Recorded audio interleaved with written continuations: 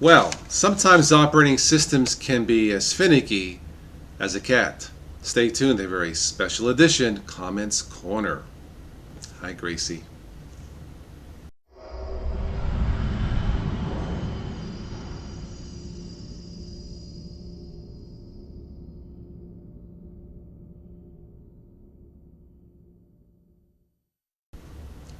Alright, so I posted a video earlier today. You may know I've had some issues trying to install the Windows 7 Service Pack 1. I need that to get the free upgrade to Windows 10 on my older desktop. It is the original Windows 7 operating system. And some of you saw this. It basically,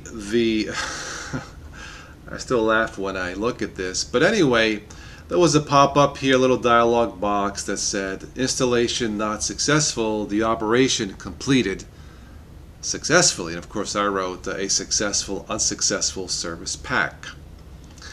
Well, some of you commented on this, and thank you for all of your comments. I know some of you are trying to be helpful. I do appreciate it.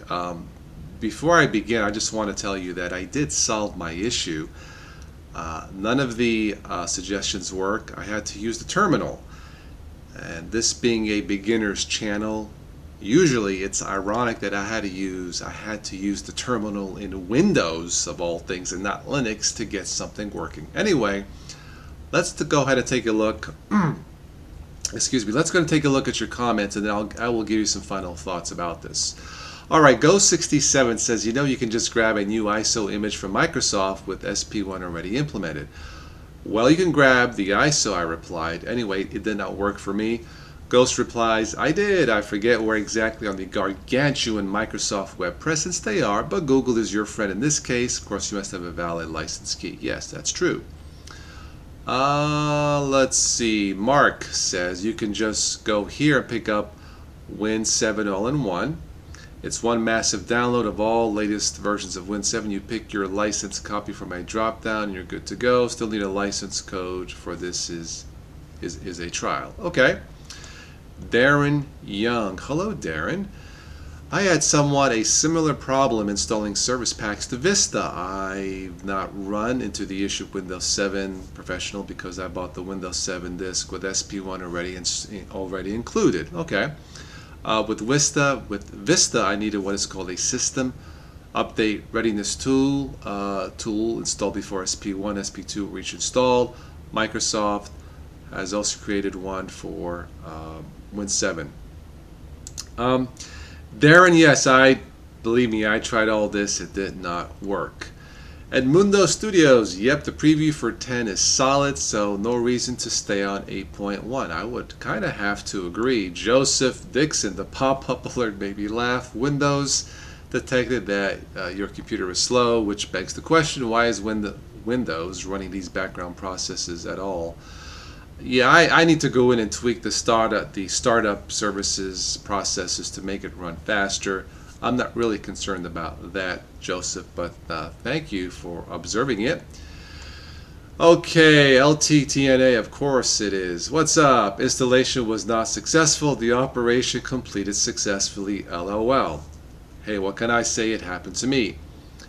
X Metal wants me to look at this and other Windows DOHS users. John Hager says, Laugh, should have used Linux. Well, I do use Linux. Jeff Williman shared this on Google+. Thank you. Daimolodamasian, yeah. Hello. Essence of Windows. Sometimes it is the essence of Windows.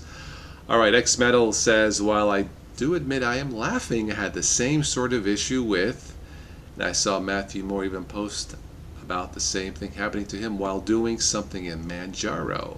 You mean this happens in Linux too? I'm shocked. Windows updates is not something I ever thought I would refuse to do on my personal systems, but it's gotten so bad the system has I am making this stat up, but it's close, 75 chance of breaking the system. Even safe mode when I do almost any update here anymore. Windows 7 Surface Pack 164-bit, by the way. I don't have a problem with Windows breaking the system. I've had Linux distros break in the past, but since Windows 7, I've never broken a Windows system, at least from my experience. Okay, Archsider Arc, laughing out loud, happened to me too, so went down to Windows 8.1 instead, laughing out loud. Well, okay, sorry to hear that, but I guess it worked out okay for you in the end. It used to be my number one reason for running Linux was security.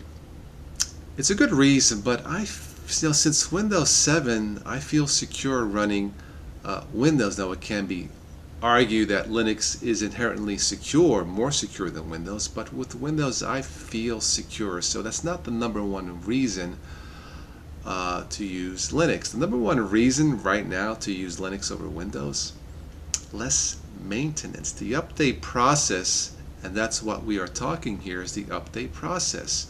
It's easier in Linux than it is in Windows. After what I went through, it's too much. I got it working, but it's not fun at all. So for maintenance, I have to give the edge, a big edge, to Linux.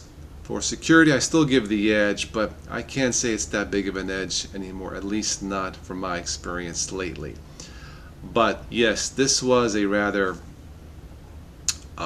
tedious and funny experience to upgrade, to install Windows Service Pack 1, but I got it working and we all got a laugh out of it. So hopefully I'll be ready to install Windows 10 when it is released shortly, and I'll let you know how that goes. Maybe I'll have some more comical pop-up dialogues. Alright, well that's it for this one. Thank you so much for watching and listening. If you haven't already, go ahead and vote for July YouTuber. Once again, it does not necessarily have to be about technology. Each comment will count as a vote. That's it for this one. I'll catch all you guys later.